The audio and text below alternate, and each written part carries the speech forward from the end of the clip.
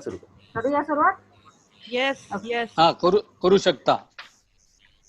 Okay, a warm welcome and a very good evening to all. आज पुन्हा एकदा एका झूम मीटिंगच्या निमित्ताने आपण भेटणार आहोत इथे. आणि आजचं जे निमित्त आहे ते म्हणजे यंग सिनियर्सच्या एका ग्रुपनी वेड्या 7 लोकांनी केलेली MLK म्हणजे मनाली लेह खारदुंगाची सायकल सफर. या सायकल सफरीमध्ये 7 मेंबर्स होते आणि त्यातले आज जे आपल्याला प्रेझेंटेशन देणार आहेत, आपल्याशी डायलॉग साधणार आहेत ते आहेत डॉक्टर सुभाष कोकणे. डॉक्टर सुभाष कोकणे MD FCPS. गेली 40 वर्ष डॉक्टर कोकणे फिजिशियन म्हणून कार्यरत आहेत. कमला नेहरू हॉस्पिटल, राजीव गांधी हॉस्पिटल, नायडू हॉस्पिटलमध्ये आणि DY पाटील डेंटल कॉलेजमध्ये ऑनररी डॉक्टर म्हणून ते कार्यरत आहेत. स्वाईन फ्लूचा एपिडेमिक नियंत्रणात आणण्यासाठी असतो तो त्याच्याचे योग्य पद्धतीने हाताळणी करण्यामध्ये असतो. डॉक्टरांनी खूप महत्वाची भूमिका बजावली आणि आताही अगदी कोविड-19च्या या पॅन्डेमिक मध्ये गेली 2 महिने नायडू हॉस्पिटलमध्ये डॉक्टर अतिशय मोलाचं योगदान देत आहेत. आपल्या सर्वांना माहिती आहे की हा स्ट्रेसफुल, खूप ताण आणणारा, शारीरिक मानसिक अगदी कसोटी घेणारा असा हा सगळा कार्यक्रम आहे आणि डॉक्टर अतिशय डेडिकेटेडली ते करत आहेत. आणि ते करत असताना सुद्धा आज या मीटिंगच्या निमित्ताने ते आपल्याला भेटायला येणार आहेत, आलेले आहेत. आणि त्यांचा जो MLKचा सफर आहे ते त्याची जी कहाणी आहे ती सगळी आपल्याला सांगणार आहे. आणि याचं महत्वाचं कारण असं आहे की मला असं वाटतं त्यांचं सायकल आणि सायकलिंगवरचं जे निरतिशय प्रेम आहे हा त्यांचा खूप मोठा स्ट्रेस बस्टर आहे. बरोबर त्यांनी केलेली सफरी, त्यांच्यावरचा केलेला प्रवास त्यांचा जिव्हाळ्याचा विषय आहे. डॉक्टरांनी बऱ्याच लॉंग डिस्टन्स सायकलिंग टूर्स पण केल्या आहेत. पुणे कन्याकुमारी, पुणे पंढरपूर ही त्यांची काही उदाहरणं. त्यांचं dedication it's really mind blowing आणि त्यांचा स्पीड हा सगळ्यात कोणाला अगदी लाजवणार, तोंडात गोड घालायला लावणार आहे. आज आपल्याला ही कहाणी सांगणारच आहे. पहिली स्लाइड.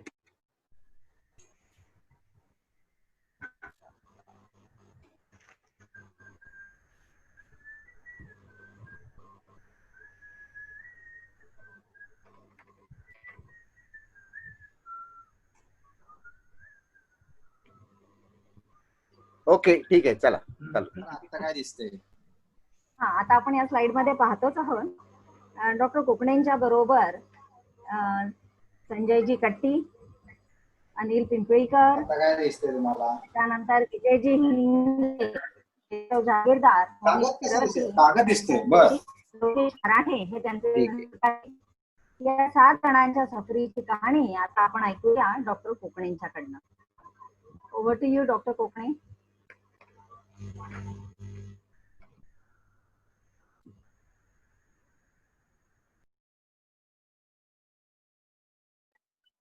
हा बोला.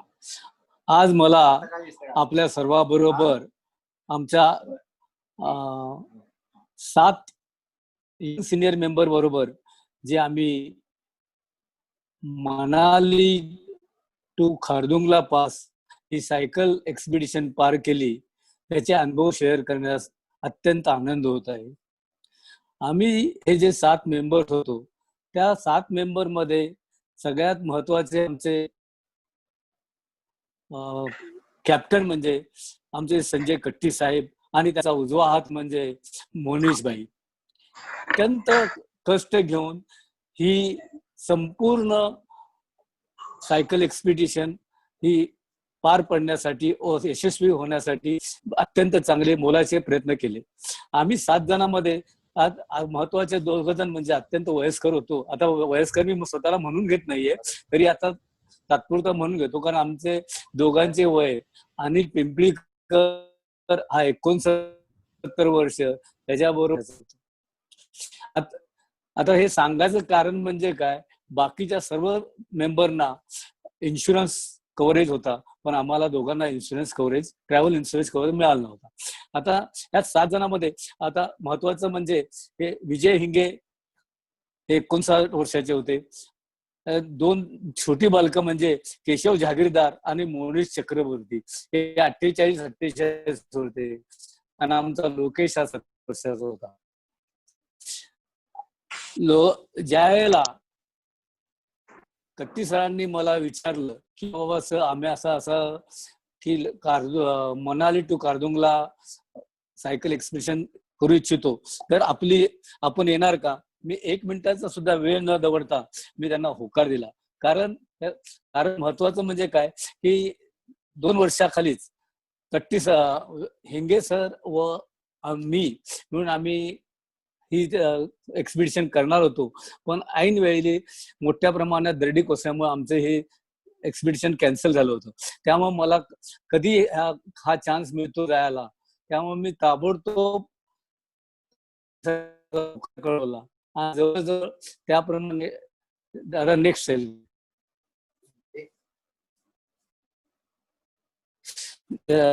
त्याप्रमाणे जो आमचा आता आम्ही अत्यंत ठरवून किंवा ही सायकल एक्सपिरियन्स करायचीच म्हणून आम्ही तयारीला लागलो.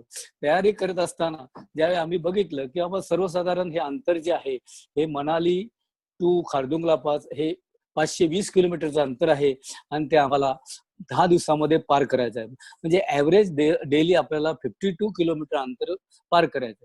आता ऍक्च्युअली आपण जर पाहिलं की रोज हे जे सायकल एक्सपिडिशन आहे, मला मनालीची उंची ही जवळजवळ 6337 फुटावर आहे, तर खारदुंगला पास हे जवळजवळ 17,982 फूट उंचीवर आहे. तर हे करत असताना ऍव्हरेज हाईट जी आम्हाला मिळणारी होती ती 13,800 फूट होती. लोएस्ट हाईट आम्ही जे सांगितलं की 6,338 फूट. त्याच्याऐवजी मी असं म्हणेल की आम्ही पुण्यात राहतो म्हणजे आम्ही 1,800 फुटावरच आहोत. आता हे करत असताना आम्हाला जवळजवळ 6 मोठे पास हे क्रॉस करावं लागणार होतं. आता ह्या प्रत्येक पास मध्ये पहिला पास म्हणजे हा सगळं अत्यंत अवघड का म्हणतो ह्याला, कारण इथे अजून आमचा सराव व्हायचा होता, म्हणून रोहतांग पासला मी अत्यंत अवघड म्हणणार. रोहतांग पास हे जवळजवळ उंची आहे जवळजवळ 12,935 फुटावर. त्यानंतर येतो बार्लाचा पास, तोही 15,983 फुटावर येतो. नकीला पास हा 16,040 फुटावर येतो आणि लाचुंगला पास हा 16,507 फुटावर. त्यात अत्यंत महत्वाचा नेक्स्ट टू खारदुंगला पास म्हणजे टाकलांगला पास, ह्याची उंची जवळजवळ 17,200 फूट आहे. हा जगातला 2 नंबरचा मोटर राईड रोड आहे. त्यानंतर खारदुंगला पास हा 17,982 फुटावर आहे. आता तसं पाहिलं तर नकीला पासला जाताना आपल्याला जवळजवळ महत्वाचे गाटालूप्स हा प्रकार लागतो. तिथे 21 गाटालूप्स म्हणजे 21 हेअरपिन बेंड घेऊन वरती चढाई करावी लागते आणि ती जवळजवळ चढाई ही 10 किलोमीटरची आहे. त्यात आणि त्याची उंची ही जवळजवळ समुद्र सपाटीपासून 15,300 फूट अंतर आहे.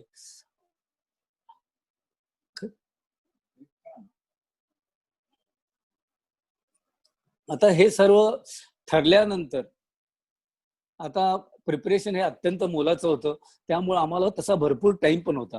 म्हणून आम्ही सर्व ग्रुपने ठरवून रोज कमीत कमी 40 ते 50 किलोमीटर सायकलिंग करायचो. आता मला माहित होतं की आपण इथं रोज पुण्यावरती साध्या सायकल राईड करतो, आता तिथे मला माउंटेन बाईक वरती प्रवास करायचा होता, म्हणून मी खास करून मेडेकरांची माउंटेन बाईक मागून घेतली आणि त्या माउंटेन बाईक वरती जवळजवळ त्या प्रवासाला निघण्याच्या पूर्वी 2 महिने मी कंटिन्युअस प्रवास करत होतो. की हा प्रवास करत असताना मुद्दामून आम्ही जिथं आपल्या पुण्याच्या आजूबाजूच्या ज्या काही टेकड्या असतील ते सगळे आम्ही तिथे सराव केला. मग तो सिंहगड म्हणा, जरेश्वर म्हणा, बोपदेव म्हणा, लवासा म्हणा, कात्रज घाट म्हणा, हे सगळे.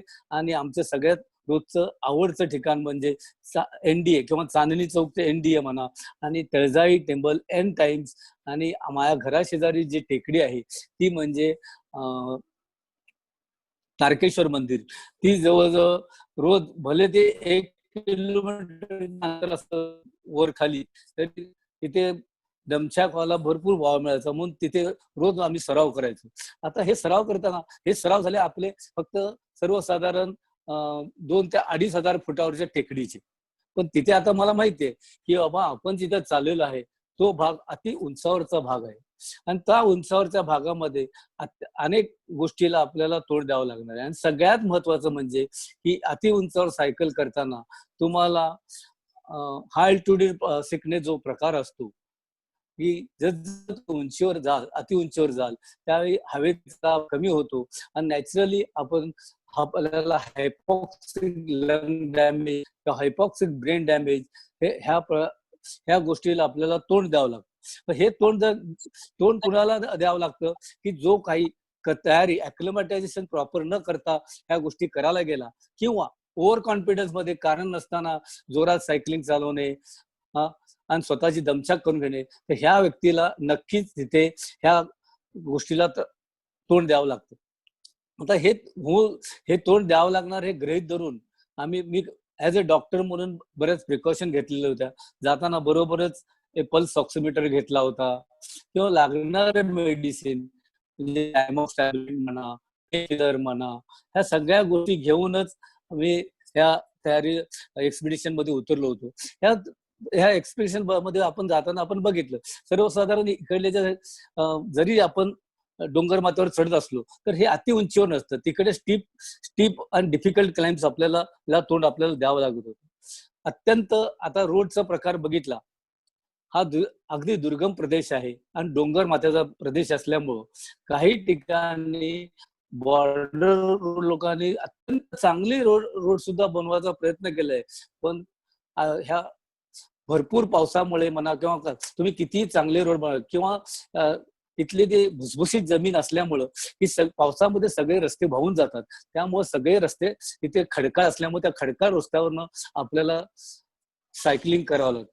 आणि भुसभुशीत डोंगर असल्यामुळे प्रत्येक ठिकाणी तुम्हाला कित्येक वेळेला लँडस्लाईडला रॉक फॉल्सला तोंड द्यावं लागतं. देवाच्या कृपेने आम्ही ज्या वेळेला हे सायकलिंग करत होतो तिथे कुठेही आम्हाला रॉकफॉल किंवा लँडस्लायडिंग ह्या प्रकार जाणवला नाही. पण तरी दुसरी गोष्ट महत्वाचं म्हणजे आपण उष्ण कटिबंधात राहतो, आपल्याला थंडीची काही एवढी सवय असते. जसं आता तुम्ही अति उंचीवर जाल तिथे सगळं बर्फाच्या वातावरण असल्यामुळं आपल्याला मोठ्या प्रमाणात थंडीला तोंड द्यावं लागतं. ज्या वेळेला तुम्ही अति उंचीवर जाल त्यामुळे अल्ट्राव्हायलेट रेजला आपल्याला तोंड किंवा तिथे मोठ्या प्रमाणात ज्यावेळी वादळी वारा येतो त्यामुळे ह्याच्यात तुम्हाला सायकलिंग करावं लागतं. ह्या सगळ्या गोष्टीला तुम्हाला तोंड देत हे एक्सपिडिशन पूर्ण करा. रोज सगळ्यात महत्वाचं म्हणजे पाऊस. ह्या अति उंचीवर ज्यावेळी पाऊस पडतो त्यावेळी रस्ते खराब होतात. त्या खराब रस्त्याने चिखलाच्या रस्त्यातनं सायकलिंग करत जीव मुठीत घेऊन हा प्रवास करावा लागत होता.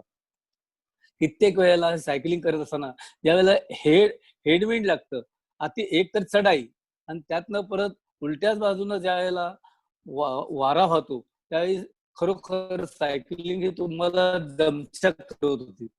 बऱ्याच ठिकाणी आपल्याला या डोंगर माथ्यावरनं जे पाण्याचे ओळ येतात त्या ठिकाणी असे नाले तयार होतात आणि त्या नाल्यातनं एक तर रस्ता वाहून गेलेला असतो आणि त्यातनं तुम्हाला त्या पाण्यातनं अगदी थंडगार पाण्यातनं सायकल चालवावी. ही सायकल चालवणे सुद्धा अत्यंत कठीण जात होतं.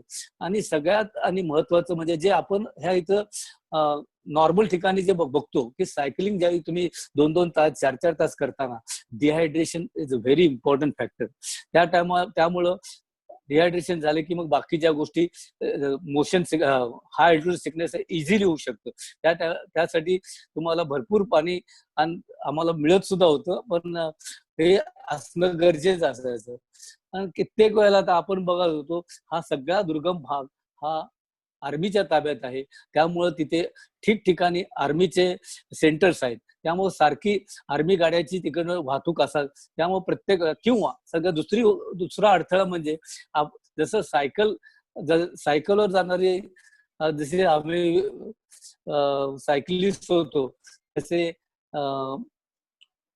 बुलेटवर जाणारे हे मनाली टू खारदुंगा पास करणारे अत्यंत हौशी लोक तिथं जातात. त्यामुळे ज्या वेळेला ते ग्रुपनं निघायचे 5-50 सायकलिस्ट त्यावेळी आम्हाला थोडा अडथळा जाणवत होता. आणि डस्टी ऍटमॉस्फिअरला सुद्धा तोड देत ह्या सगळ्या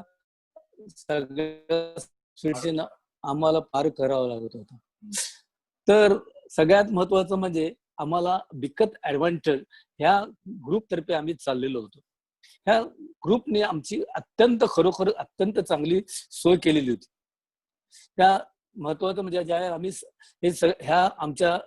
आम्ही ऍक्च्युली आपल्या ग्रुपतर्फे आम्ही 7 सायकलिस्ट होते, पण आम्हाला अजून 2 मेंबर ऍड झाले. ते म्हणजे एक पुनीत यादव म्हणून CRSFचा एक जवान होता आणि दुसरा नॉडी म्हणून एक नॉर्वेचा एक मित्र भेटला. असे आम्ही 9 जण. ह्या 9 जणांसाठी आमच्या बरोबर बिकतने जवळजवळ आमच्या समोर 2 लीडर्स दिले होते, म्हणजे 2 सायकल रायडर्स दिले होते. ते 2 सायकल रायडर्स, एक सायकल रायडर्स आमच्या ग्रुपच्या पुढे असणार व दुसरा सायकल रायडर्स आमच्या ग्रुपच्या पाठीमागे असणार. म्हणजे एन केन प्रमाणे कुणाला काही त्रास वाटला, कुणाला काही प्रॉब्लेम वाटला तर इमिजिएटली मदत मिळण्याची 100% सोय केलेली होती. आम्हाला ज्या सायकली मिळाल्या होत्या त्या ऍक्च्युअली माउंटन बाईक अशा सायकल होत्या आणि त्या स्कॉट ऍस्पेक्टच्या होत्या आणि त्यांचं कॉम्बिनेशन होतं 8x3 गिअरचं. आमच्या बरोबर 2 बॅकअप व्हॅन आम्हाला मिळालेल्या होत्या. त्याचबरोबर 2 स्पेअर सायकल त्या गाड्यामध्ये असणार आणि 2 रायडर्स आमच्या बरोबर असणार. टेक्निकल सपोर्ट सुद्धा हा फार चांगला होता. आमच्या बरोबर एक सायकल रिपेअर करणारा सुद्धा त्यात ऍड केला गेला होता. ह्या ज्या 2 स्पेअर आमच्या टेक्निक गाड्या होत्या त्या कंटिन्युअस आमच्यासाठी रस्त्यात लागणारा वेळोवेळी लागणारा पाणी म्हणा किंवा थकल्यानंतर काय एनर्जी बार हे आम्हाला वेळोवेळी ते विचारत होते आणि ते देत सुद्धा होते. आम्हाला मुक्काम 3 ठिकाणी हॉटेलमध्ये केला गेला होता आणि जवळजवळ 7 ठिकाणी आम्ही टेंटमध्ये राहिलो होतो. किचन आणि टेंटची अत्यंत चांगली व्यवस्था होती. रोज आम्हाला खरोखरच वाखाणण्याची गोष्ट आहे, अशा दुर्गम भागामध्ये सुद्धा चांगल्या प्रकारचं आम्हाला हेल्दी फूड रोज मिळायचं. त्यात ड्रायफ्रूट वगैरे, एग्स वगैरे हे समाविष्ट असायचे. आणि हा जो बिकतचा जो स्टाफ होता हा अत्यंत कोऑपरेटिव्ह आणि हेल्पफुल नेचरचा होता. की टेंटच्या आजूबाजूलाच आम्हाला टॉयलेटची सोय करण्यात होती. त्यात महत्वाचं म्हणजे कमोडची व्यवस्था असायची. कारण आता आम्ही सगळेजण आता म्हणजे प्रत्येकाला ऑस्टिओआर्थरायटिस झालेला आहे, नी बेंडिंग इज पॉसिबल नाहीये.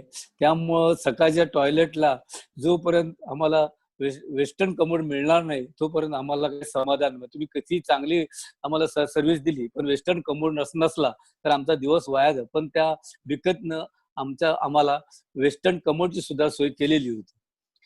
ह्या सगळ्या गोष्टी जाणून की बाबा आपल्याला की आता हा अल्टिट्यूड सिकनेस आहे, हायपॉक्सिया होईल, त्यामुळं आमच्या बरोबर ऑक्सिजन सिलेंडर सुद्धा त्यांनी ठेवलेलं होतं. फक्त दुःखाची गोष्ट म्हणजे आमच्या बरोबर सगळ्यांना इन्शुरन्स होता पण मला आणि अनिलला इन्शुरन्स कव्हरेज हा मिळालेला नव्हता. मग त्यामुळे आम्ही मनातनं जरी घाबरलेलो नव्हतो तरी बाकीच्या भीतीमुळं तशीच सायकल दडवत होतो. रोजच्या रिटर्न मध्ये जर पाहिलं की इतकं अगदी मिलिटरी ठेवलेलं होतं की सकाळी 5:45 उठणे, त्यानंतर 6 वाजता आम्हाला लगी तो आमचा खानसामा चहासाठी गरम गरम चहा, 6 वाजता हर्बल टी मिळायचा. त्यानंतर 6:30 वाजता ताबडतोब प्राणायाम वगैरे घेतले जायचे आणि 7 वाजता आमचा ब्रेकफास्ट तयार असायचा. सर्वसाधारण रोज 8 किंवा 8:15 बरोबर आम्ही सायकल राईडला तयार असायचो. रस्त्यामध्ये ज्यावेळेला भरपूर प्रमाणात स्नॅक्स किंवा ब्रेकफास्ट हा 10 वाजताचा मिळायचा आणि पॅक लंच किंवा हॉट लंच हे जवळजवळ 1 वाजता आपला दिलं जायचं. रोज जवळजवळ आम्ही आमचा जो प्रवास असायचा तो 4च्या दरम्यान आम्ही पुरा करू शकतो आणि तिथे पोहोचल्यानंतर लगी 15 मिनिटात आमच्या समोर गरम गरम चहा आणि स्नॅक्स अवेलेबल व्हायचा. त्याचप्रमाणे 6 वाजता आम्हाला सगळ्यांना आवडीचे असे सूप तिथे दिले घ्यायचे आणि 7-7:30 लाच डिनर मिळायचं आणि 9 वाजता झोपणे हे गप्पा न मारता आम्ही झोपी जायचो. अशा प्रकारे ज्या आम्ही ठरवलं की आता आमचा सायकल प्रवास चालू होणार होता, तर पहिला प्रवास आमचा 2 ऑगस्टला पुणे टू दिल्ली हा बाय एअर होता. खरं पाहिलं म्हणजे की पुण्याच्या एअरफोर्स वरती तिथल्या सिक्युरिटीनेच आमचं फार मोठं स्वागत केलं आणि त्यांच्या शुभेच्छानुसार आम्ही by air Pune to Delhi पोहोचलो. पुण्याचं फ्लाईट होतं जवळजवळ 11:30ला. 1:45 वाजता आम्ही दिल्लीला पोहोचलो.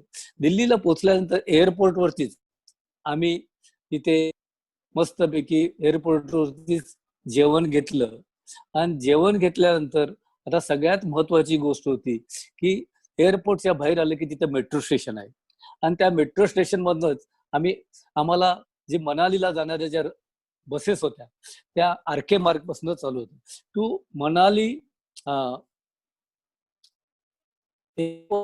टू आरके मार्ग हे आम्ही मेट्रोनं प्रवास केला. आरके मार्गला पोहोचल्यानंतर तिथून मनालीसाठी ज्या बसेस होत्या त्या आम्हाला 5:45 वाजता ती बस मिळाली आणि संपूर्ण रात्रभर बसमध्ये प्रवास करत आम्ही सकाळी जवळजवळ 9:30 वाजता मनालीला पोहोचलो. हा संपूर्ण रस्ता सुद्धा अत्यंत घाटमाथ्याचा चढाईचा रस्ता होता, वळणावळणाचा रस्ता होता. त्यामुळं रात्रभर पाऊस चालूच होता. अशा परिस्थितीत आम्ही मनालीला सकाळी 9:30ला पोहोचलो. 9:30ला पोहोचल्यानंतर 2 ओमनी कॅब करून आम्ही जे आमचं मुक्कामाचं हॉटेल आहे ते म्हणजे उडबीन हॉटेल, त्या उडबीन हॉटेलमध्ये आम्ही पोहोचलो 9:30 वाजता. तिथे बऱ्यापैकी फ्रेश झाल्यानंतर मनाली शहर पाहण्यासाठी म्हणून त्या मेन मनाली शहरामध्ये 1-2-3 तासाचा फेरफटका मारला आणि परत 1 वाजता हॉटेलवरती आलो. जेवण केलं. जेवण केल्यानंतर दुपारची एक झोप मारली आणि 4-5 वाजता फ्रेश झाल्यानंतर आता आम्हाला सगळ्यात उत्सुकता होती ती म्हणजे आमच्या सायकली आमच्या ताब्यात घ्यायच्या होत्या. आम्ही त्यासाठी त्या बिकतच्या ऑफिसमध्ये गेलो. बिकतच्या ऑफिसमध्ये गेल्यानंतर तिथे आम्हाला ह्या माउंटन बाईक स्कॉट ॲस्पेक्टच्या तिथं आम्ही ताब्यात घेतल्या आणि त्या ताब्यात घेतल्यानंतर एक सायकल राईड म्हणून 4-5 किलोमीटरचा फेरफटका मारला आणि परत हॉटेल उडबीन वरती मुक्कामाला पोहोचलो. हॉटेल उडबीन वरती आल्यानंतर रात्रीच्या जेवणानंतर मस्तपैकी झोपेचा आरामदायी झोप घेतली आणि सकाळी संपूर्ण फ्रेश होऊन आता फार मोठ्या उत्साहाने आम्ही मनाली टू खारदुंगला पास ह्या पहिल्या दिवसाच्या मार्गी लागलो. हा पहिला दिवस होता. सगळ्यात पहिला दिवस म्हणजे अत्यंत खडतर असा मनाली टू मारी हा प्रवास होता. का खडतर की आता आपण पाहिलं, मी जर सांगितलं की आपण सर्वजण सायकल राईड करता, पण त्या आजपर्यंतच्या सायकल राईड मध्ये समजा तुम्ही कुठलाही डोंगर माथ्याचा रस्ता हा 4,000-5,000 फुटाच्या वरती चढाईचा केलेला नाही. त्यामुळं हा मनाली हे 6,337 फुटावर आहे. आज आम्हाला जवळजवळ आज जवळजवळ 10,725 फुटावर जायचं होतं. म्हणजे आजचे जे इन्क्लिनेशन होतं ते आम्हाला 4200 फूट वर चढाई करायची होती. पण हे 4200 फूट जे अंतर आहे ते जवळजवळ आम्हाला 38 किलोमीटर मध्ये पार करायचं होतं. हे 38 किलोमीटर मध्ये 42 म्हणजे ऍव्हरेज 1 किलोमीटर मध्ये आम्हाला 1100 फूट अंतर हे इन्क्लाइन वर असेंड करायचं होतं. त्यामुळं भले फक्त प्रश्न असा होता की हा भाग आता हळूहळू हवा विरळ होत गेल्यामुळं नॅचरली तिथं तुम्हाला मिळणारं ऑक्सिजनचं प्रमाण हळूहळू कमी होत असल्यामुळं ते जमछाकाचं प्रमाण वाढत होतं. कारण इन्क्लिनेशन तसं फार कमी आहे. 1 किलोमीटर मध्ये 1100 फूट इन्क्लिनेशन हे तसं काही जास्त नाहीये, पण उंचावर सायकलिंग असल्यामुळं. पण सगळ्यात महत्वाचं म्हणजे आम्हाला सगळ्यांनी एक सांगून पहिल्यांदाच ठेवलं होतं, जो कोणी पहिल्या दिवसाचं सायकलिंग पार करेल तो निश्चितच संपूर्ण Manali to Khardungla cycle expedition पार करण्यास पात्र आहे. त्यामुळे आम्ही प्रत्येकाने ठरवून अगदी भले कासवाच्या गतीने म्हणा किंवा काही म्हणा की ही पहिल्या दिवसाचा प्रवास मारीपर्यंत सायकलिंग केली. सायकलिंग केल्यानंतर मारीला आमचा टेंट मध्येच मुक्काम होता. डॉक्टर, एक मिनिट. आपल्याकडे आता पहिला सेशन संपण्यासाठी आपल्याकडे 9 मिनिटं आहेत आणि पहिला सेशन संपल्यानंतर सेम लॉग इन आयडी आणि पासवर्डनी नेक्स्ट सेशनला आपल्याला लॉग इन व्हायचंय.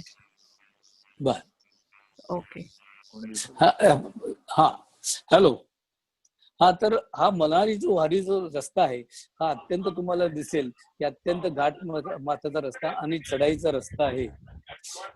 हे जे रस्ते बघितले की अगदी वळणावळणाचे, की प्रत्येक ठिकाणी तुम्ही जास्तीत जास्त ऍसेंट हे 10 ते 20 फूटच आपल्या एक एक मजला चढल्यासारखं आपल्याला जावं लागत होतं.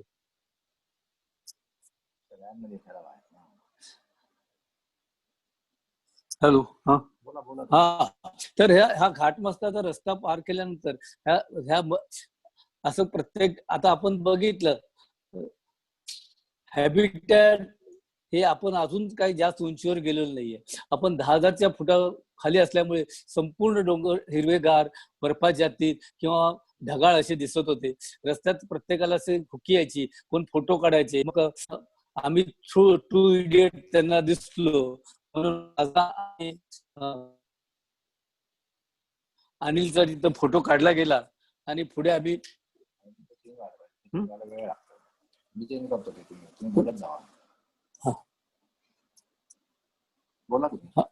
आणि असे चढाई करत करत आम्ही आता जवळजवळ मारीच्या जवळ आलो होतो.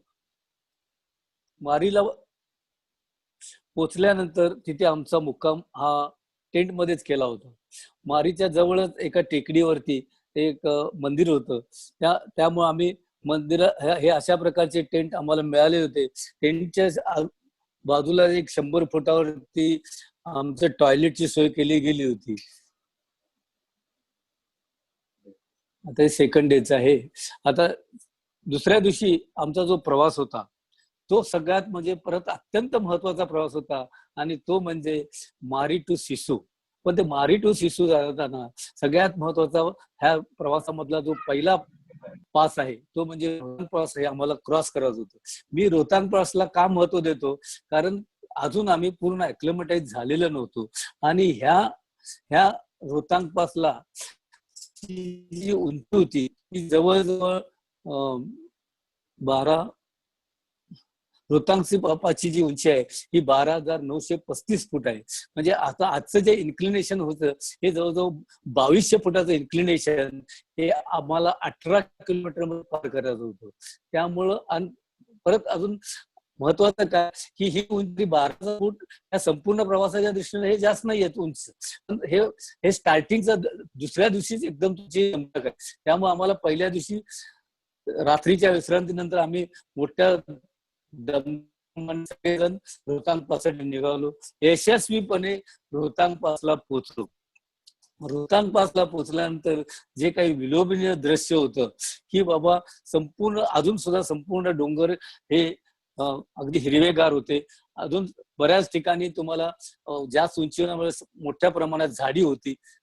आणि आमचा मुक्काम हा तिथे टेंट मध्येच केला होता. रोहतांग पासून जे खाली सिसूचं जे अंतर आहे हे संपूर्ण उतार आहे.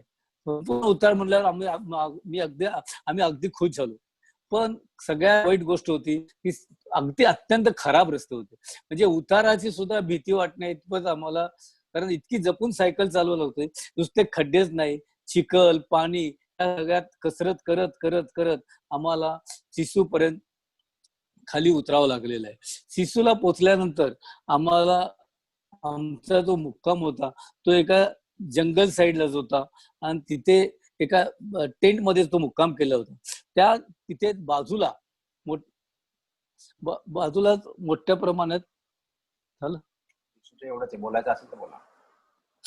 कॅम्प साईडलाच होतो ना शिशू ते.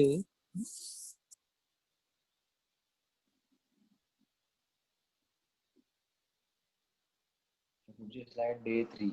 हम्म? पुढची स्लाइड 3 आहे. काय माहिती द्यायची असते का? आता शिशू शिशू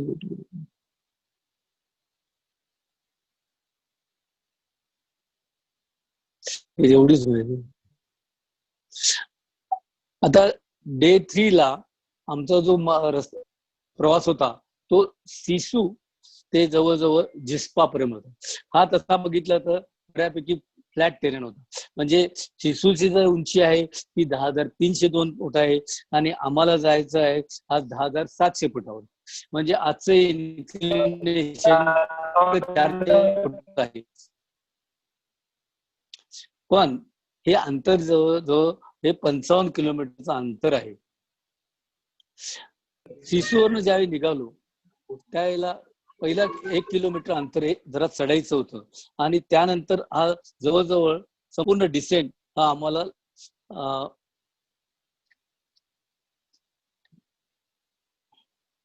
तांडा नावाच्या गावाप्रमाणे संपूर्ण डिसेंट होता. त्या तांडा गावापर्यंत जात असताना उजव्या बाजूने जी एक नदी वाहत होती त्या नाव होतं ते चंद्रभागा आणि त्या चंद्रभागेच्या नदीच्या किनाऱ्याने हा संपूर्ण डिसेंट उतार रस्ता होत होता. त्यामुळे आम्ही व्यवस्थित आनंददायक वातावरणात सायकलिंग केली. त्या जवळजवळ खाली ही चंद्रा नदी आणि भागा नदी ह्या दोघांचा संगम आहे आणि या संगमाला चंद्रभागा नदी या नावानं तिथं ओळखलं जातं आणि तीच नदी पुढे जम्मू काश्मीर मध्ये जाते. त्यावेळी तिला चिनाब नावानं ओळखलं जातं. आम्ही केलॉंग पास केल्यानंतर एक महत्वाची मजा म्हणजे काय, तिथे आम्ही ज्यावेळी सायकलिंग करत होतो ते तांडा ब्रिज क्रॉस केल्यानंतर तर एका ठिकाणी असं जाणवत होतं की ऍक्च्युअली तिथे डिसेंट होता. डिसेंट असताना सुद्धा सायकल चालवून आम्हाला जड म्हणजे चढावर जसे सायकल चालवत होतो असं एक आम्हाला भास म्हणा किंवा जाणवतच होतं. हे आता कशामुळे जाणवत होतं, काय इफेक्ट होता हे काही कुणाला कळत होतं. म्हणजे हेंगे तर 2 मिनिट चाचपलेच होते. काय प्रकार आहे, दिसतोय तर उतारण मला काय मी दमछाकत होतो याच्यात. हा प्रकार सगळ्यांनाच जाणवला होता. त्यावेळेला आम्ही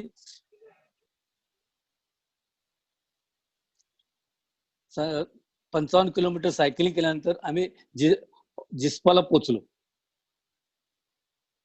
जिस्पाला पोहोचण्यापूर्वी सुद्धा ते उताराचे रस्ते होते. त्यावेळी सगळे जिस्पाला आमचा जो मुक्काम होता त्या होतं हॉटेल हे हॉटेल हिमालयन हे खरोखरच चांगलं हॉटेल होतं. सेल्फ कंटेंट रूम्स होत्या, आतमध्ये टीव्ही वगैरे होता. आणि या हॉटेलमध्ये सगळ्यात आम्हाला आनंददायी गोष्ट अशी होती की त्या दिवशी आपल्या मोदी सरकारने सगळ्यात महत्वाचं म्हणजे जे इतक्या दिवस जे 370 कलम होतं ते रद्द केलं होतं आणि लेह लडाखला हे स्वायत्त राज्य म्हणून डिक्लेअर केलेलं होतं आणि ते जम्मू काश्मीरपासून तोडलं गेलं होतं. त्यामुळं तिथल्या लोकांचं सुद्धा जे काही तिथं आनंददायक वातावरण होतं ते आम्हाला टीव्ही वरती पाहायला मिळत होतं. जसपाला पोचल्यानंतर सुद्धा रात्रभर पाऊस होताच. रात्रभर तिथे चांगल्या प्रकारचं रात्रभर व्यवस्थित जेवण बिवण घेतल्यानंतर रात्रीच्या संपूर्ण विश्रांतीनंतर आम्ही डे 4 साठी जसपा टू झिंजिंगबारच्या प्रवासाला निघालो.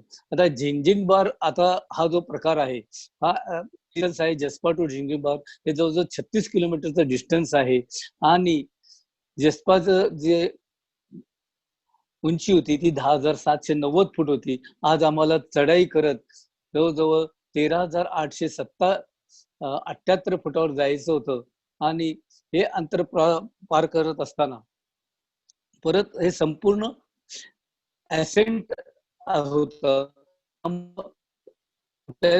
आता डिसेंट हा प्रकारच नव्हता आणि पण सगळ्यात महत्वाच्या आनंददायी गोष्टी म्हणजे आनंददायी म्हणा किंवा काय ह्याला मी काय मध्ये जे नाला पागल नाला नावाचा जो प्रकार होता सकाळी निघाल्यानंतर तुम्ही बघाल इथं आम्ही जस्ट जिस्पामधून निघालो, अत्यंत चांगला रोड ही, आणि छोटे छोटे पावसाचे थेंब पडत होते, अशा ह्याच्यात आम्ही सायकलिंग. तर ज्यावेळेला आम्ही जिस्पा टू झिंझिनबार निघालो, हा संपूर्ण चढाईचा रस्ता होता. पहिले 10 किलोमीटर अंतरावरती दारच्या नावाचं एक छोटस गाव लागतं, आणि त्यानंतर पॅसिओ पर्यंत सुद्धा चढाई. त्याच्यामध्ये तुम्हाला दोन्ही दुतर्फा बघितलं की बाबा जसे रस्ते संपूर्ण बर्फाच्या बर्फ कट त्यातनं रस्ता काढल्यासारखं रस्ते होते, आणि ते रस्ते पार करत करत आम्ही ज्यावेळी वर चढत होतो त्यावेळेला चढल्यानंतर मध्येच एक पागल नाला नावाचा प्रकार लागत होता तिथे. हा म्हणजे ऍक्च्युअली तसा धोकादायकच प्रकार आहे, कारण अति उंचावरून हे पाणी वाहत येत असतं, आणि हे बर्फ म्हणजे अगदी चिल्ड वॉटर, आणि सगळ्यात महत्वाचे मोठे मोठे दगड ह्या प्रवाहाबरोबर त्या रस्त्यात आलेले असतात, आणि आपल्याला त्या प्रवाहातनं सायकल चालवत पुढे जायला लागत होतं. आता इथे हा तसा म्हटलं तरी धोकादायकच प्रकार होता, पण आमच्यातल्या बऱ्याच जणांनी, सगळ्यात महत्वाचं म्हणजे मोनी कुठेही पाय न टेकवता सगळ्यात पहिल्यांदा ते पागल नाका पार केला. सगळ्यांनी त्यांच्या त्यांच्या परीने तो पागल नाला पार केल्यानंतर तिथे आम्ही जवळजवळ अर्धा तास थांबलो. बरेच जण फोटो काढण्यात दंग होते, आणि त्याच वेळेला आर्मीच्या गाड्या, मिलिटरीच्या गाड्या होत्या. त्यामध्ये ज्यावेळी बघितलं की आपल्याकडले म्हणजे आपल्या भागातले बरेचसे जवान किंवा सांगली, कोल्हापूर तिथे आम्हाला भेटले. त्यांच्याशी बोलणं झाल्यानंतर त्यांना सुद्धा आनंद वाटला. पागल नाला क्रॉस केल्यानंतर आम्ही पुढे आमचा प्रवास झिंझिनबारकडे चालू ठेवला. रस्त्यात जवळजवळ 14,000 फुटावरती एक तळ लागतं, आणि त्या तळ्याचं नाव आहे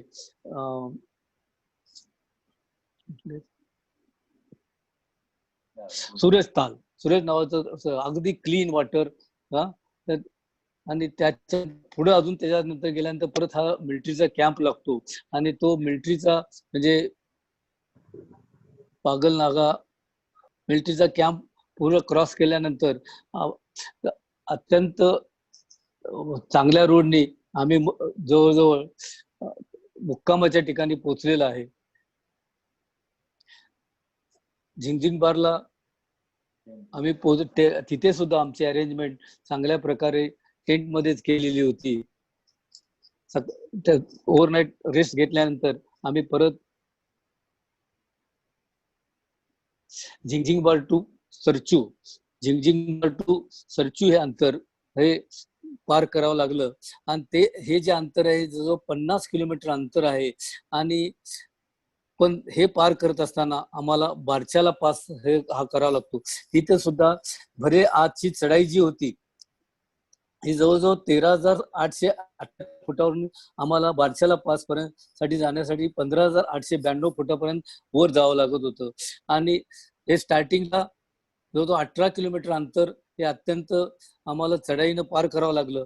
पण त्या बारच्याला पास नंतर जवळजवळ सरची पर्यंत हे 32 किलोमीटर अंतर हे टोटल उतार असल्यामुळं तो दिवस आम्ही सरची पर्यंत अगदी व्यवस्थित सायकलिंग करू शकलो. आणि त्या टेबल टॉप बारच्याला पासला पोचल्यानंतर परत अति उत्साहाने सगळ्यांनी परत फोटो सेक्शन साजरा केला, आणि त्यानंतर तिथे जरा जस्ट फ्रेश झाल्यानंतर परत पुढल्या उताराच्या मार्गाने आम्ही सरची पर्यंत पोहोचलेलो आहोत. जाऊ दे. पण तिथे सुद्धा जाताना अगेन तुम्ही बघाल ह्या रस्त्यामध्ये सगळे खड्डे आहेत, आणि ह्या खड्ड्यातनं सायकलिंग करता करता म्हणजे उतारात सुद्धा आनंद घेता येत नव्हता. आता सगळ्यात महत्वाचं म्हणजे आम्ही मध्येच सरचूला पोहोचण्यापूर्वी भरतपूरला लंच साठी थांबलो.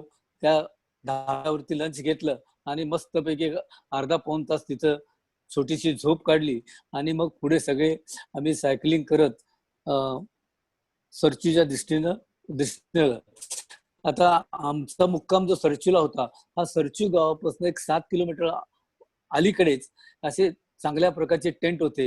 हे जे टेंट होते ते खरोखरच सेल्फ कंटेंटेड होते. टेंट मध्येच टॉयलेट, बाथरूमची सोय होती. त्या आणि आणि अगदी उत्तम प्रकारचं किचन तिथे होतं. आणि त्या लोकांनी सुद्धा गेल्यानंतर गेल्या आम्हाला सूप म्हणा किंवा त्या अंडी बिंडी म्हणजे त्या ड्रायफ्रुट्स वगैरे सगळे दिल्यामुळं आम्ही परत फ्रेश झालो. त्याच वेळेला आम्ही बघितलं त्याच्यामुळे तिथे अनेक मोठं इनफिल्ड बुलेटवाले सुद्धा तिथे उतरले, त्यांची सुद्धा भेट झाली. दुसऱ्या दिवसाचा प्रवास होता तो म्हणजे डे 6चा आणि तो अंतर होतं सरच्यू टू व्हिस्कीनाला. त्यात हे अत्यंत महत्वाचा हा प्रवास होता, कारण ह्या प्रवासामध्ये सगळ्यात महत्वाचं कठीण असे म्हणजे 21 गाटा लूप्स आम्हाला क्रॉस करायचे होते आणि सगळ्यात जीवघेणा म्हणजे तो नखीला पास सुद्धा आम्हाला पास करायचं होतं. हे जे अंतर होतं हे जवळजवळ 47 किलोमीटर अंतर होतं. त्यात आपण बघितलं की सरच्यू म्हणजे टेंट सोडल्यानंतर सरच्यू हे 7 किलोमीटर अंतर आहे. तिथे आम्हाला सॅटेलाइट फोनची सोय होती. त्या सॅटेलाइट फोनवरती तेवढे चान्स मारून आमच्या केशवने घेतला आणि घरी फोन केला. त्यामुळं आम्ही खुशाल आहोत असं सगळ्या पुणेकरांना कळलं. आम्ही पण त्या केशवचे त्यामुळे थँकच मानले. त्यानंतर आम्ही पुढे तसा डिसेंटच होता. त्या डिसेंटने आम्ही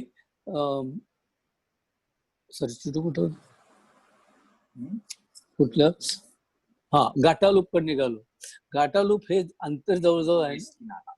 हे घाटालूप जे अंतर आहे हे जवळजवळ 10 किलोमीटरचं चढाई आहे आणि ती हेअरपिन बेंडनं जवळजवळ 21 हेअरपिननं ती केली पुरी होते. तर सगळ्यात महत्वाचं म्हणजे नॉनस्टॉप आमचे जे कॅप्टन होते संजय भैया, त्यांनी ते नॉनस्टॉप पार केलं. आम्ही मध्ये आधी 2 ठिकाणी थांबलो असेल, पण मध्ये एका ठिकाणी आम्हाला असं पण दिसलं की ते घोस्ट टेम्पल होतं.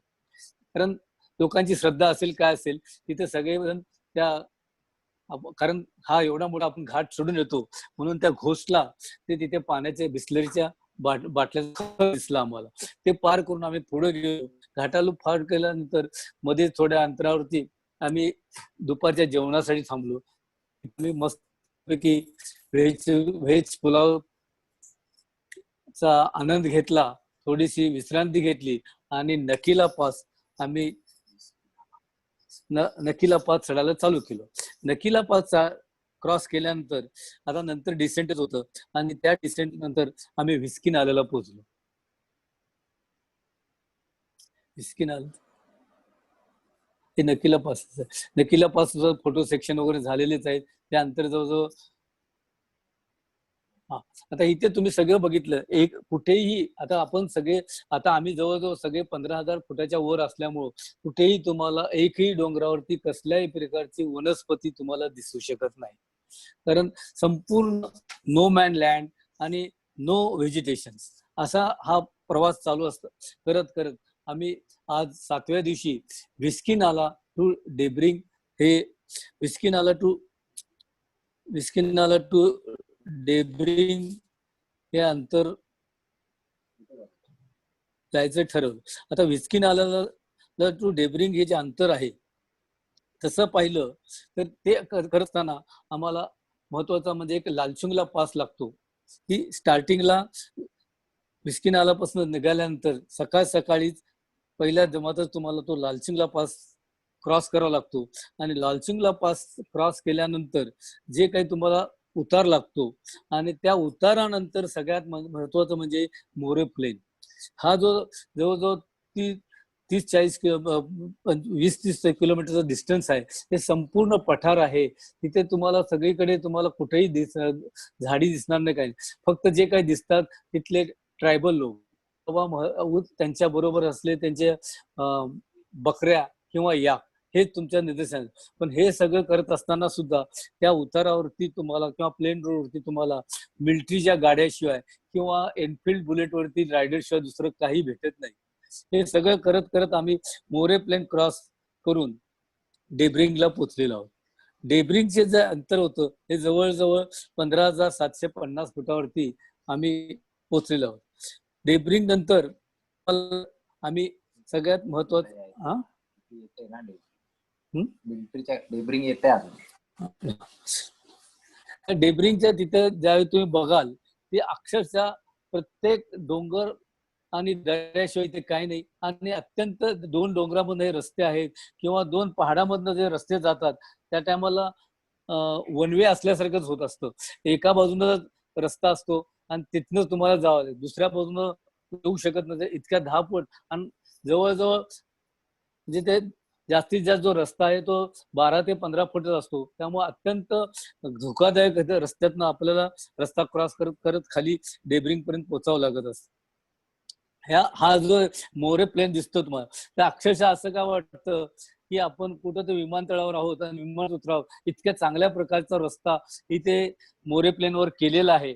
पण अत्यंत मला महत्वाची गोष्ट अशी वाटली, आता असं काय वाटलं की आपण ह्या रस्त्याने इतकं भरधाव गाडी चालू, पण हेडविंड असल्यामुळं या मोरे प्लेनचा आनंदच घेता आला नाही आणि अत्यंत कष्ट उचलतच शेवटी आम्हाला डेब्रिंगला पोहोचावं लागलेलं आहे. डेब्रिंगच्या मुक्कामानंतर हा 8वा दिवस येतो. हा खरोखर म्हणजे डेब्रिंग टू लाटो. डेब्रिंग टू लाटो हा जो प्रकार आहे हा हा अत्यंत महत्वाचा आमचा सायकल प्रवास होता. आणि हे जे अंतर होतं हे जवळजवळ 53 किलोमीटरचं अंतर आहे. तर डेब्रिंग टू लाटो हा जो आपण करत असताना सगळ्यात भागातलं 2 नंबरचं जे मोटराईडचं रोड आहे ते ते अंतर आहे जवळजवळ हाईट आहे त्याची जवळ 17,582 हा टेगलांगला पास आहे. तर त्यामुळं ज्या वेळेला एकदा डेब्रिंगवरनं निघालं की पहिले 23 किलोमीटर हे संपूर्ण ऍसेंट आहे. आणि हे अंतर तुम्हाला जवळजवळ म्हणजे 15,750 हे 17,582 म्हणजे जवळजवळ 2,000 फूट अंतर हे तुम्हाला 24 किलोमीटर मध्ये पार करावं लागलेलं आहे ऍसेंट. आणि तुम्ही चांगला इथं बघितलं की इथून आता बघा हा 12 किलोमीटर म्हणजे मी तुम्हाला दाखवतोय, हे वरचं जे डोंगर आहे दॅट इज तांगलांगला पास. आणि मी इथे विश्रांती घेत बसलो आहे आणि हे अंतर फक्त 12 किलोमीटर. पण ही जी डिसेंट आहे ही जी चढाई आहे ती आम्हाला जवळजवळ 2,000 फुटाची चढाई त्या डोंगरातनं 24 किलोमीटर चालून 12 किलोमीटर मध्ये ती पार करायची. असं करत करत आम्ही चढाई करत करत दमछाक होत होत टांगलांगला पास क्रॉस केला. आणि टांगलांगला पास नंतर पोचल्यानंतर सुद्धा जे काही निसर्ग सौंदर्य आहे, सर्व प्रकारचे डोंगर बर्फाचे तिथून टांगला सगळं झिरो एअर पोल्युशन असल्यामुळं तिथं अक्षरशः हिमालयन रेंज अगदी 100-200 फुटावरची सहज दिसत होती. टांगलांगला पासवरती परत आम्ही फोटो शूटिंग झालं. पण इथं पण तुम्ही सगळे बघितलं की कुठेही कसल्याही प्रकारचं व्हेजिटेशन नाही, फक्त बर्फाच्या डोंगर किंवा बुडके डोंगर, ह्याच्या पलीकडे तिथं काही बघायला मिळत नाही. मानवाचं वास्तव्य सुद्धा नाही. अशा प्रकारात सुद्धा आपले काही नोमॅडिक लोक तिथं स्थानबद्ध आहेत. तर लाटोला टांगलांगला पास टू लाटो हा संपूर्ण 53 किलोमीटरचा म्हणजे खाली नंतर जवळजवळ 23 किलोमीटर डिसेंट आहे तो. म्हणजे आम्ही इतकी सायकल मस्त आनंदात. आणि एकदा आपण लाटोला बघितलं की तिथे तुम्हाला व्हेजिटेशन दिसायला चालू होतं. आणि आता ह्यात महत्वाची गोष्ट म्हणजे त्यावेळी आम्ही लाटोला पोचलो, तिथे एका नवांग नावाच्या होम हाऊस मध्ये आमचा मुक्काम होता. आणि सगळ्यात म्हणजे माझा जो पार्टनर होता अनिल, त्याचा त्या दिवशी बर्थडे होता. त्याच्यामुळे आम्ही त्या लाटोला फार मोठ्या उत्साहात अनिलचा बर्थडे सुद्धा साजरा केला. त्या बिचाऱ्या खानसामाने प्रयत्नपूर्वक आम्हाला तिथे केक सुद्धा करून दिला. आणि अशा नॉट ओनली केक, मला वाटते त्या दिवशी आम्हाला त्याने जी रात्रीची जी मेजवानी दिली होती ती अंडा करी, स्पेशल अंडा करी खाऊ घातली होती. त्यामुळे इतके सगळे त्याला खानसामामध्ये अगदी सगळे खुश होते. लाटो नंतरचा जो प्रवास आहे तो म्हणजे लेह. हा संपूर्ण उताराचा प्रवास आहे. 13,170 फुटावरनं आम्ही डायरेक्ट 10,000 फुटावर होतो. त्यामुळं हे जात असताना की लेहचं दर्शन झालं की त्यात आम्ही जवळजवळ आम्हाला 90% जिंकल्यासारखं वाटलं. कारण लेह आता हे संपूर्ण व्हॅलीमध्ये असलेलं शहर आहे. कारण वरच्या बाजूला बघितलं की खारदुंगला पास तो जवळजवळ 17,932 फुटावर आहे. इकडे तांगलांगला पास हे जवळजवळ 17,582 फुटावर आहे. आणि ह्या दोन पर्वत व्हॅलीच्या मध्ये हा संपूर्ण लेहचा परिसर पसरलेला आहे. पण तिथं जे वास्तव्य आहे हा माणसाचं वास्तव्य फार पूर्वीच आहे. आणि सगळ्यात महत्वाचं म्हणजे हा जो प्रदेश आहे हा आपल्या भौगोलिक दृष्ट्या तिथून चायना बॉर्डर जवळ असल्यामुळं, तिथून पाकिस्तान बॉर्डर जवळ आपलं फार मोठ्या प्रमाणे मिलिटरी बेस तिथे आहे. आपण लेह क्रॉस आम्ही लेहला जवळजवळ लेह क्रॉस करून सगळ्या त्यांच्या त्या मॉनिटरी वगैरे बघत बघत आम्ही लेह शहरामध्ये प्रवास केलेला प्रवेश केलेला आहे. त्यामध्ये आम्ही हॉटेल हर्मिटेज मध्ये आमचा मुक्काम होता. ते सुद्धा बऱ्यापैकी हॉटेल होतं. मुक्कामाच्या हॉटेलमध्ये उतरल्यानंतर किंवा फ्रेश झाल्यानंतर आम्ही लेह सिटी बघण्यासाठी मध्ये बाहेर फिरायला गेलो. पण तिथे सगळ्यात महत्वाचं आम्ही का ऑब्झर्व केलं, त्या दिवशी तिथले जे लोकल खासदार होते ते 370 कलम रद्द झाल्याच्या आनंदात तिथं आनंदोत्सव साजरा केला. त्यात आम्ही सुद्धा सामील झालो की, आणि तिथे एक वेगळ्या प्रकारचं वातावरण आम्हाला बघायला मिळालं. एक छोटी सिटी अगदी असून सुद्धा की लोक अत्यंत गरीब की खरोखरच रस्त्यावरती की त्यांच्या शेतमळ्यामध्ये ज्या काही भाज्या तयार केलेल्या असतील त्या भाज्या रोड साईडला फ्रेश भाज्या विकायला ते बसले होते. आणि आम्ही बघितलं की लोक किंवा फ्रेश जर्दाळू की लोक विकत होते. आम्हाला मोह झाला. लोक त्या आम्हाला बघून तिथे त्या भाजी विकणाऱ्याने पहिल्यांदा आमच्याकडे काही न विचारता आम्हाला खाण्यासाठी ते जर्दाळू दिले. आम्ही तसेच ते जर्दाळे बरोबर दाताने तोडून आतल्या बिया सगळं आपण खाऊन त्याचा सुद्धा आनंद घेतला. आणि ते जर्दाळू विकत घेऊन त्यानंतर आम्ही घरी पोहोचलो. घरी पोहोचल्यानंतर रात्रीच्या विश्रांतीनंतर आम्ही दुसऱ्या दिवशीच्या तयारीसाठी म्हणजे सगळ्यात महत्वाचं म्हणजे आमचा जो ठरलेला बेत होता तो मनाली खारदुंगला पास पूर्ण करायचा. ते त्यासाठी आम्ही तयार झालो. सकाळी फ्रेश झाल्यानंतर जवळ 8च्या आतच आम्ही सगळे आमचं हॉटेल सोडलं. आणि संपूर्ण रस्ता आजची सगळी म्हणजे जीवघेणी चढवली ती म्हणजे 10,000 फुटावरून आम्हाला जवळजवळ 17,932 फुटापर्यंत ऍसेंट होता. पण एक निश्चय होता की बाबा हे सगळं करायचं. म्हणून आम्ही हा सगळा निर्मनुष्य भाग सायकलवरती प्रवास करत निघालो. रस्त्यात एक मध्ये दुपारच्या वेळेला उपशी नावाच्या ठिकाणी आम्ही जेवण घेतलं आणि पुढे मार्गस्थ लागलो. नॉर्थ पोल क्रॉस केला. रस्ते अत्यंत नंतर पुढचे रस्ते अत्यंत खराब होते की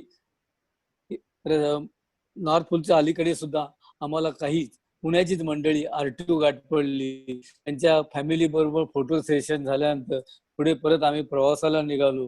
हे असा नो मॅन लँड, कुठं तुम्हाला एकही मनुष्य दिसत नाही, एकही प्रकारची वनस्पती दिसत नाही. ह्या डोंगर माथ्यातनं चढाई करत आम्ही वर परत हळूहळू रस्ते निघाले.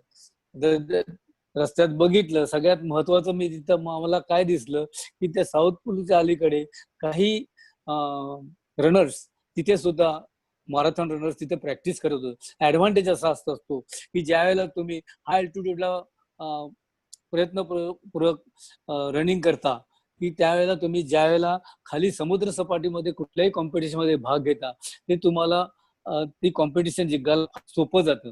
कारण तुम्ही अशा वातावरणात प्रयत्न केलेले आहेत की जिथं ऑक्सिजन नाहीये. इथे तर तुम्हाला फुल ऑक्सिजन असतो. आणि त्याच्यामुळं हे अशा प्रकारचे जे ऍथलीट आहेत ते प्रॅक्टिस करण्यासाठी मुद्दामून हाय अल्टिट्यूडला असतात. खारदुंगला पास सगळे पोहोचल्यानंतर जो आनंद आहे तो जो काही जसं काय आम्हाला म्हणजे खरं बघितलं तर आमच्या दृष्टीनं आम्ही एव्हरेस्ट शिखर केल्यासारखं होतं. पण मी म्हणू शकत नाही कारण एव्हरेस्ट इज एव्हरेस्ट. पण खारदुंगला पास केल्यानंतर तिथे आता मी काय पाहिलं, आम्ही सगळं व्यवस्थित ऍक्लिमेटायझेशन केल्यामुळं आम्हाला बऱ्यापैकी कोणालाही असा हाय अल्टिट्यूडचा त्रास झाला नाही. पण जिथं जिथं ज्यांनी काही गडबड केली तिथं निश्चितच त्यात महत्वाचं म्हणजे इव्हन हा आमच्या दृष्टीनं आर्मी पर्सन होता तरी सुद्धा त्याला एक ठिकाणी त्रास झाला. आणि हा नॉर्वेचा जो नॉडी होता त्यांनी सुद्धा एका ठिकाणी बरं कारण नसताना जोरात सायकल चालवायचा प्रयत्न केला, तिथे सुद्धा त्रास केला. त्यामुळे तर एक दिवसाची त्याला विश्रांती घ्यावी लागली. पण आमच्या ग्रुपपैकी कोणीही कशाही प्रकारचे मस्ती न केल्यामुळं त्यात आमच्यामध्ये आम्हाला खरं गायडन्स केशवचं भरपूर मिळालं. कारण केशवची दुसरी ट्रिप होती, हे कौतुकास्पद गोष्ट आहे. कारण केशवने ह्याच्यापूर्वी खारदुंगला पास केला होता, त्यामुळे त्या केशवला प्रत्येक गोष्टीची माहिती होती की बाबा ह्याच्या पुढे काय येणार आहे, पुढे काय चढ आहे, पुढे किती तुम्ही थांबलं पाहिजे, कुठं थांबलं पाहिजे. अशा प्रकारचं गायडन्स केशवकडून आम्हाला वारंवार मिळत होतं. आणि आम्ही कसल्या प्रकारची मस्ती न करता आमचा खारदुंगला पास केला आहे. आणि ह्याचं संपूर्ण श्रेय मी फक्त आणि फक्त ह्या डुओला देईल, आणि ते म्हणजे थँक्यू.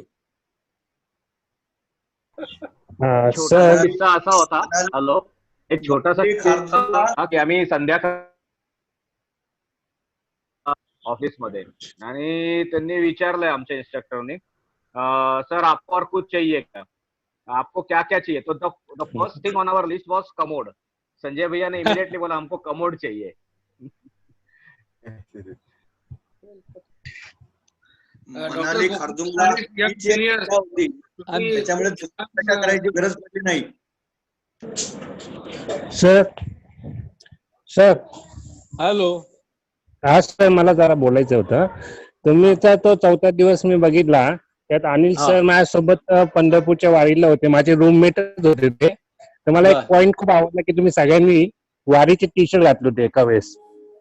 हो, नाही आम्ही ठरवलेच होते की बाबा आमचे हिंगे साहेब आहेत ते प्रत्येक वेळेला आम्हाला ज्या वेळेला आम्ही असं सायकलिंगचे कुठे समजा कन्याकुमारी जाऊ, इकडे जाऊ, ते स्वतःच्या खर्चाने आम्हाला काही टी शर्ट देत असतात. त्यामुळं आम्ही प्रत्येक वेळेला ठरवलं की बाबा त्या दिवशी प्रत्येकाने सेम ड्रेस घालायची. आता खारदुंगला पाससाठी सुद्धा आम्ही स्पेशल जर्किन शिवलेल्या होत्या, त्यामुळं त्या दिवशी आम्ही ठरवून त्या जर्किन घालत होतो. म्हणजे मला असं म्हणायचं आहे की ऍक्च्युली तुम्ही विठ्ठलाचं दर्शन, विठ्ठलाला लेह लडाखचं दर्शन कोण आणलं? कारण की एक मला सांगायचं होतं की जेव्हा आम्ही सायकलिंग करत होतो त्यावेळेला बरेच मोटरसायकलची लोक आम्हाला पास व्हायची. तर लिटरली थांबून आम्हाला सगळे नमस्कार करून जायचे आणि त्यांना खूप कौतुक वाटायचं आमचं. कारण वयस्कर लोक सायकल चालवू शकतात ह्याचाच विचार ते करू शकत नव्हते. आणि ते सगळे यंग पोरं, यंग नवरा बायको म्हणा किंवा मुलगा असे जात होते आणि ते प्रत्येक वेळेला आम्हाला नमस्कार करून जात होते. आणि तुम्हाला सांगतो की आम्ही बघितलेले जवळजवळ 5 ते 6 केसेस मध्ये, 5 केसेस मध्ये तिथे जे मोटरसायकलिस्ट होते त्यांना व्हॉमिटिंग झालं. त्याचं कारण असं की ते जेव्हा सायकलिंगच्या लोकांना व्हॉमिटिंग किंवा हाय अल्टिट्यूड सिकनेस ह्या गोष्टी खूप कमी होतात. आणि कारण आपण स्लो असेंट करतो आणि तेच जे मोटरसायकलिस्ट असतात त्यांना खूप त्रास होतो. आणि कारण काय की ते फास्ट वरती जाण्याचा प्रयत्न करतात आणि फास्ट गेल्यामुळे तिथे त्यांना त्रास होतो. त्यामुळे सायकलिंग पण असंच आहे की जर तुम्ही व्यवस्थित स्लोली ग्रॅज्युअली तुम्ही जर हाईट गेन केलं आणि ॲक्लिमेटाइज झाला तर तुम्हाला त्याचा आनंद घेता येईल. पण अदरवाईज इफ इट इज म्हणजे जर तुम्ही हेवी किंवा काहीतरी फास्ट करायचा किंवा काहीतरी हे करायचा प्रयत्न केला तर तुम्हाला त्याचा त्रास होतो. संजयजी, हॅलो, बोला. हा संजयजी, नमस्कार सगळ्यांना तुम्हाला करण्यासारखंच आहे. Because of the age factor हे यंगस्टर्सनी याच्यामधून काहीतरी बोध नक्कीच घेतला पाहिजे. नमस्कार सर, तुम्हाला असं कधी वाटलं नाही का की आपण शॉर्टकटनी सायकलिंग जाऊ, मधनच चाललं वरती वगैरे? मी पहिल्यांदाच सांगितलं तुम्हाला की ज्या वेळेला हे सायकलिंग एक्सपिडिशन करत होतो त्या टायमाला मला आम्ही ज्या वेळेला मानस सरोवरला गेलतो, म्हणजे कुठली परिक्रमा, कैलास परिक्रमा करत असताना तिथे आम्हाला प्रत्येक वेळेला सांगितलं जायचं की बाबा don't be gama in the land of lama. कारण जर करता तुम्ही ही परिक्रमा केली पूर्ण व्यवस्थितपणे तर तुम्हाला कैलासी नावाने कैलासी म्हणून संबोधलं जाईल, आणि काय गडबड केली आणि तुम्हाला काय झालं तर तुम्ही कैलासवासी व्हाल. काय हा शब्द प्रत्येक वेळा ध्यानात ठेवून आम्ही कसल्याही प्रकारचं तुम्हाला ते शॉर्ट रूट नको ना, काही नको, भले मला 15 मिनिट उशीर झाला हरकत नाही, पण मी हळूहळू जो सरळ रस्ता आहे त्या मार्गानेच जाईल. याच्यात मला आणखीन एक सांगायचंय की हा जो मनाली खारदुंगला जो सायकल रूट आहे त्याला शॉर्टकट ह्या नावाचा प्रकारच नाही. हे जे आपण करतोय ना हे शॉर्टकट आहे. नाही, खूप छान झालं, मला पण आवडलं. अनिल पिंपरीकर बोलतोय. मला एक हा. मुद्दाहून सांगायचा माझा एक्सपिरियन्स की शेवटला जो पेट्रोल पंप लागला आम्हाला मनाली लेह खारदुंगला मार्गावर, तर त्यावेळेस काही बाकीचे मोटरसायकलिस्ट तिथे आले होते, तर त्यांना खूप म्हणजे ते अद्भुत झाले होते ना, आश्चर्य वाटलं. आणि they have requested that we should have a photograph along with them. They were very much please. तर अशा रीतीने म्हणजे खरोखर आमचं अद्भुत सगळं जो पूर्ण प्रवास होता आणि सगळ्यांच्या सहकार्याने तो व्यवस्थित पार पडला आणि कोणालाच त्रास झाला नाही. खूप खूप आनंद होतोय पुन्हा सगळे फोटोग्राफ्स पाहून. धन्यवाद डॉक्टर, धन्यवाद. थँक्यू. छान झालं. आता सगळ्यात महत्वाचं अजून 1-2 मिनिट तुमचे घेतो. कारण काय की मी 2 मिनिट अशासाठी घेतोय की आता तो आपल्याला everybody is aware of the pandemic of कोविड-19. आता मी गेली 2 महिने ह्या नायडू मध्ये काम करतो.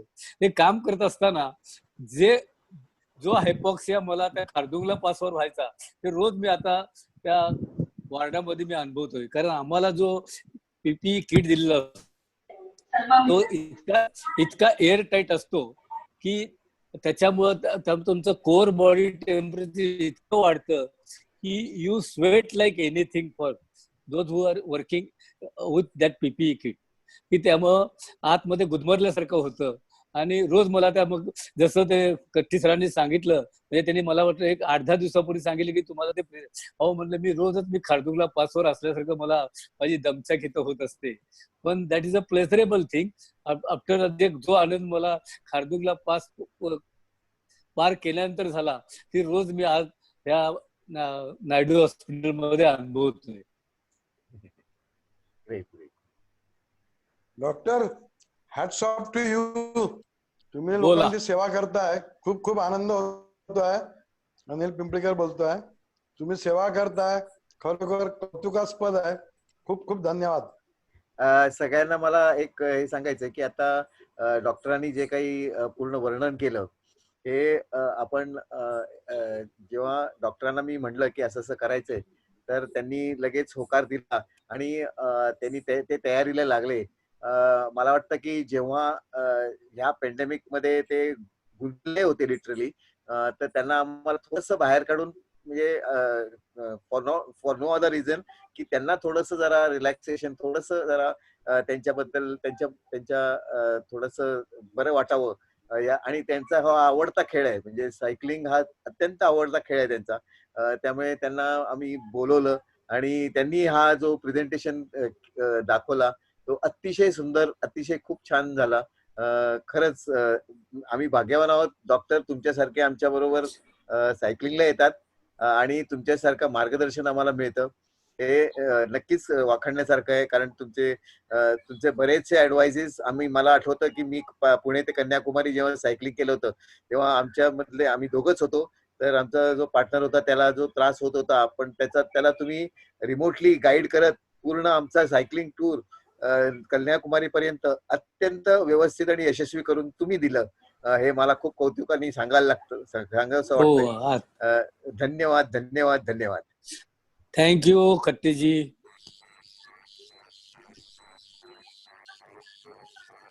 डॉक्टर खूपच छान प्रेझेंटेशन झालं आणि तुम्ही जे काही त्याच्याबद्दल माहिती दिली ती पण खूप अतिशय सुंदर रीतीने दिली माहिती. आणि इवन मला असं वाटतं की जो फिल्म शो पाहिला होता त्याच्यापेक्षा हे जे तुम्ही एक्सप्लेनेशन देऊन जे काही सांगितली माहिती ही अतिशय म्हणजे खूपच म्हणजे त्याच्यातनं बरंच लाईव्हली. आपल्याला अंडरस्टँडिंग खूपच आलं ह्या तुमच्या एक्सपिडिशन बद्दल. थँक्यू.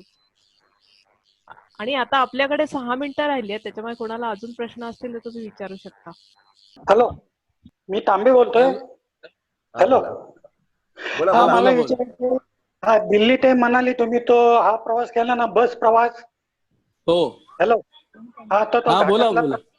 प्रवास, त्यात कोणाला त्रास झाला का तो बस प्रवासाचा? नाही नाही, कारण काय होतं की सगळे आम्ही झोपेतच होतो, त्यामुळं तो घाट रस्ता आहे का काय आहे आम्हाला काही घेणं देणं नव्हतं. ज्या ज्या वेळेला बस थांबेल त्या आम्ही ज्यावेळी खाली उतरायचो तर सगळे आम्हाला डोंगर दिसायचे, परत आम्ही जाऊन गाडीत झोपायचो. एक विचारायचं आहे की फोटोग्राफी कोणी केली? उत्तम केली फोटोग्राफी. कोणी केली आहे फोटोग्राफी? हे सगळं मोनीजचं काम आहे. काय एक नंबर, जबरदस्त. याच्यात खरं तर right hand of captain. Camera कुठला वापरला? मुनीश भाई बोलो ना. हॅलो, ते कॅमेरा जे वापरलेला आहे ते खूप साधा कॅमेरा वापरलेला आहे. आपला मोबाईलचा कॅमेरा आहे आणि आपला सोनीचा एक छोटा जे कॅमेरा असतात ते सायबर शॉट म्हणून ते फक्त वापरलंय. ते तिकडचं लोकेशनच एवढं चांगलं तिकडे की कुठलाही कॅमेरा वापरा तुम्ही, फोटो छान येणारच आहे तुम्हाला. बरोबर आहे.